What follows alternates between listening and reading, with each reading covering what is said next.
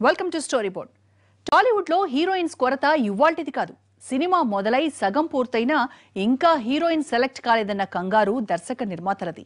ఇలాంటి మాటలు తెలుగులో ఇక వినిపించవు. ఎందుకంటే ఆ నలుగురు హీరోయిన్స్ కు పోటీగా ఓ 10 మంది ముద్దుగుమ్మలు దూసుకుపోతూ సినిమాల మీద సినిమాలు చేసేస్తున్నారు. స్టార్ హీరోయిన్స్ కు గట్టి పోటీ ఇస్తున్న నయా ముద్దుగుమ్మలపైనే ఇవాల్టి స్టోరీ. టాలీవుడ్ లో స్టార్ హీరోయిన్స్ కనిపించడం రాను రాను తగ్గిపోతోంది. అనుష్క లేడీ ఓరియంటెడ్ సినిమాలకి ఎక్కువగా పరిమితమైంది. త్రిష తెలుగులో ఫేడ్ అవుట్ కావడంతో తమిళ చిత్రాలపై దృష్టి పెట్టింది. ఇక నయన తమిళంలో బిజీ కావడంతో తెలుగు ఛాన్సులొచ్చినా వదులుకుంటోంది. ఈ క్రమంలో 30+ హీరోయిన్స్ సడపాదడపా మాత్రమే కనిపేసున్న పర్ఫార్మెన్స్ తో ఆకట్టుకున్న స్టార్ హీరోల చుట్టూ ఆ నలుగురే తిరిగారు. కాంబినేషన్ రిపీట్ కావడంతో హిట్ పేర్ కూడా రొటీన్ అయిపోయి బోర్ కొట్టడం మొదలైంది.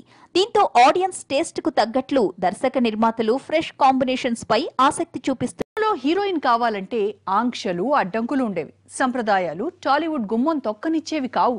ఫాస్ట్ గా మారుతున్న జనరేషన్ తో పాటు అడ్డంకులు ఆటంకాలు కూడా తొలగిపోతున్నాయి. ఈ క్రమంలో మోడలింగ్ రంగం నుంచి హీరోయిన్స్ అయ్యే వారి సంఖ్య రాను రాను బాగా పెరిగిపోయింది. బాలీవుడ్ లో తెలుగు హీరోయిన్స్ వేళ్ల మీద లెక్కపెట్టినా కనిపించరు. ఒకవేళ ఫ్యాషన్ తో వచ్చినా స్టార్ ఇమేజ్ దక్కడం లేదు. హీరోయిన్ అంటే కేర్ ఆఫ్ ముంబైగా అయిపోయింది. అయితే ఇప్పుడు కన్నడం, మలయాళం, తమిళం నుండొచ్చిన ముద్దుగుమ్మలు, ఢిల్లీ భామలు సైతం స్టార్స్ అయిపోతున్నారు. ఈ మధ్య ఎక్కువగా వినిపిస్తున్న పేరు కీర్తి సురేష్. హీరోల పక్కన ఛాన్స్ కొట్టేస్తూ స్టార్ హీరోయిన్ అయిపోయింది. నేను శైలజాతో పరిచయమైన ఈ కేరళ కుట్టి డెబ్యూ మూవీతోనే స్టార్ హీరోయిన్స్ జాబితాలో చేరిపోయింది.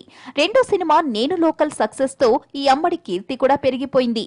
తెలుగులో వరుస ఛాన్సులు ఉక్కిరి. బాలీవుడ్ లో కీర్తి సురేష్ హవా నడుస్తోంది. ఇప్పుడు నేను లోకల్ రిలీజ్ కి ముందే త్రివిక్రమ్ సినిమాలో పవన్ కళ్యాణ్ పక్కన సెలెక్ట్ అయింది. అలాగే మహానటి సినిమాలో సావిత్రిగా ఛాలెంజింగ్ రోల్ పోషిస్తూ అందరి దృష్టిని తన వైపు తిప్పుకుంది కీర్తి.